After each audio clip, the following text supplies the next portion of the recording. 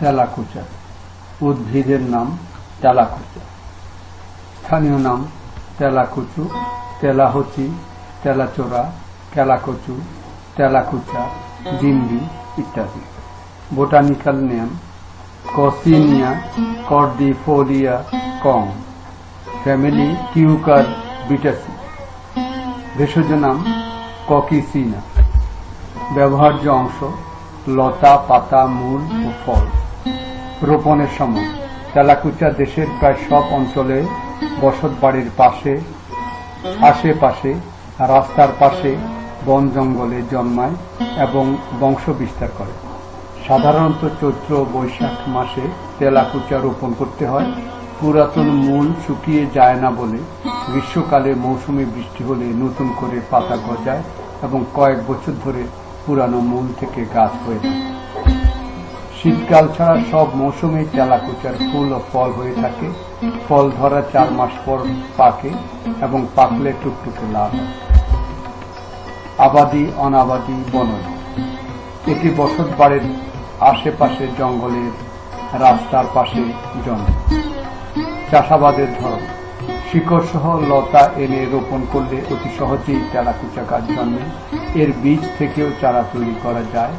2 থেকে 2.5 ফুট দূরত্বের বাণিজ্যিক চাষাবাদ করা যায়। বেলে বা দোআঁশ মাটিতে ভালো চাষ হয়।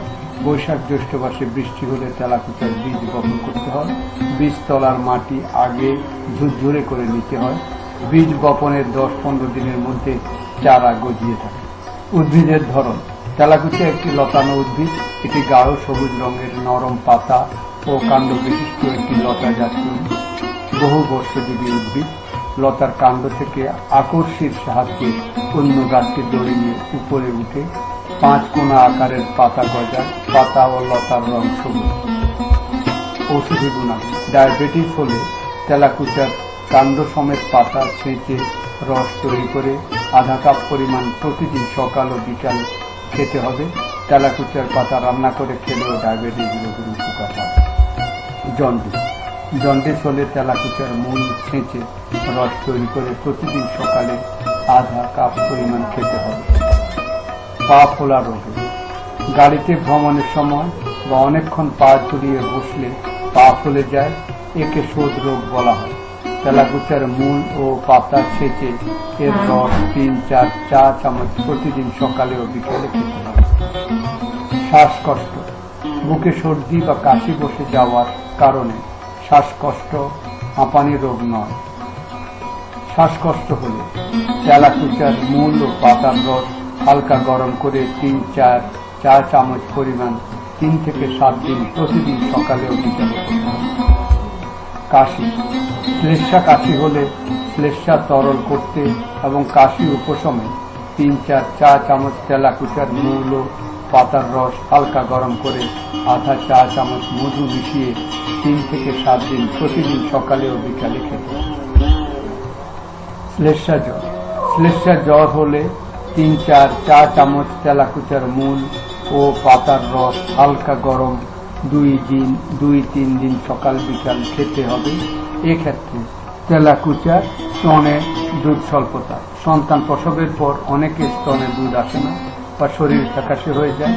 এই অবস্থা দেখা দিলে একটা করে তেলাকুচা ফলের রস হালকা গরম করে মধুর সাথে মিশিয়ে তেলাকুচুর পাতা একটু তিতে হওয়ার পরিমাণ মতো সকাল বিকালে 1 সপ্তাহ খেতে। ফোঁড়া ও ব্রণ বা ব্রণ হলে তেলাকুচা পাতা রস বা পাতা ছেঁচে ফোঁড়া ও ব্রণে প্রতিদিন সকাল বিকাল ব্যবহার করতে হবে। আমাশয় প্রায় আমাশয় হতে থাকলে তেলাকুচার মূল ও পাতার রস 3-4 চা চামচ 3 থেকে 7 দিন প্রতিদিন সকালে ও বিকালে খেতে হবে। স্তন্যহীনতা মা হলেও স্তনে দুধ নেই, এদিকে শরীর ফ্যাকাশে হয়ে গেছে।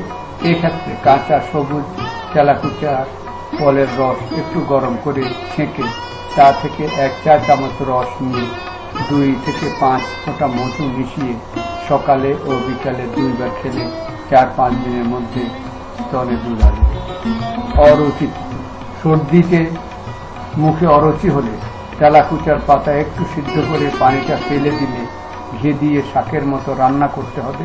খেতে বসে প্রথমেই সেই শাক খেলে খাওয়াতে রুচি আসবে।